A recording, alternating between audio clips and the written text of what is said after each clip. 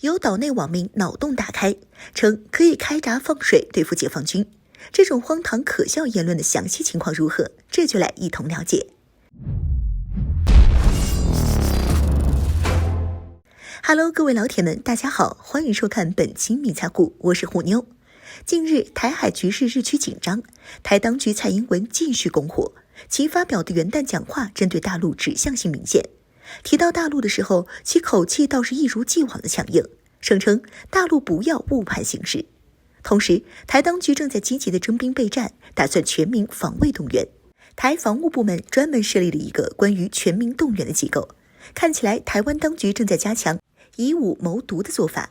不过，岛内一部分人对于解放军的战力还是非常清楚的，因为解放军有能力在冲突的24小时内实现基本全歼台湾海空军的战略目标，同时派遣大量精锐部队登陆台湾本岛，夺取实际控制权。台军方认为，解放军的登陆部队将给台军的守岛防御造成严重的威胁，而且随着解放军后续兵力的投送，两者实力此消彼长之下，台军将被解放军彻底全面的击败。但有台网友发文表示，可以在解放军登陆向纵深推进的同时，毁坏重要的交通要道，迟滞解放军的行军速度，同时针对台湾岛内山上的大量水库进行开闸放水和决堤，企图用洪水淹没全面解放军的登陆部队，可谓是用心险恶。如果解放军登陆部队夺岛上岸，台军鱼死网破，破坏所有水库，搞人造洪水的话，从高山释放的洪水是否能给解放军造成负面的危险呢？虎妞觉得这种丧心病狂的行为，实际上对于台军来说是轻车熟路的，因为台军的前身就干过这个。早在抗战时期那会儿，为了迟滞日军的进攻，老蒋就下令炸开了黄河花园口大堤。令人震惊的是，炸之前根本没有通知老百姓撤离，结果造成89万老百姓死亡，千里黄泛区的惨剧。如今台网友又怂恿台军对解放军搞一次花园口决堤 2.0， 虎妞也并不觉得意外。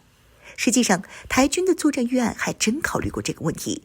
从台湾近几年大搞的所谓汉光汇报表演就可以看出，为了应对解放军，台军对于岛内的交通设施、其他基础设施的破坏可谓是非常重视。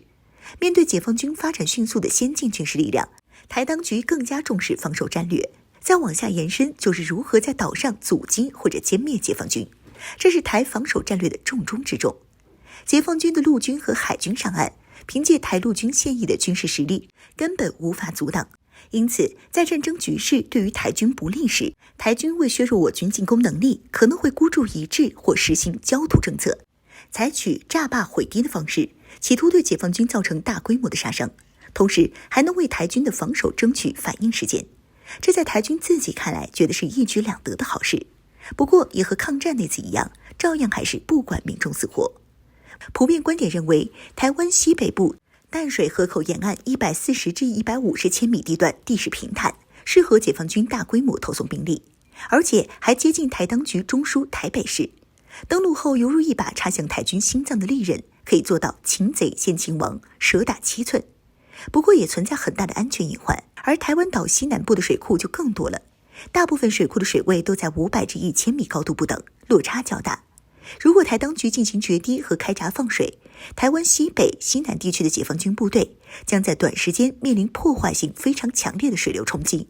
可能会出现一部分人员伤亡的情况，部队的行动肯定会受到一定的影响，甚至迟滞。而台军防守部队将获得一定的喘息时间，得以继续组织防御，负隅顽抗。当然，以上这些内容只是台军一厢情愿的美好设想。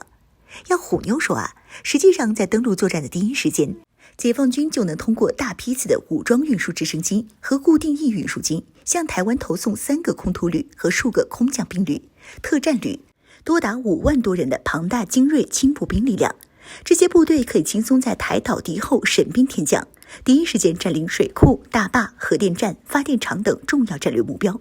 若是台军负隅顽抗，拒不投降，头顶上随叫随到的中国空军强有力精确空袭，将对其进行彻底毁灭。关键战略目标的控制权一定也必然会在解放军手里，防止台独分子狗急跳墙做出疯狂之举。另一方面，台军届时必将面临解放军西线登陆部队和东线空降部队的两面夹击之中，进退两难，左右失火。识相点举手投降，不识相那就等着全军覆没。至于后撤到山上开闸放水，则是彻底的妄想，在解放军的高强度联合立体打击下，根本没可能跑得了。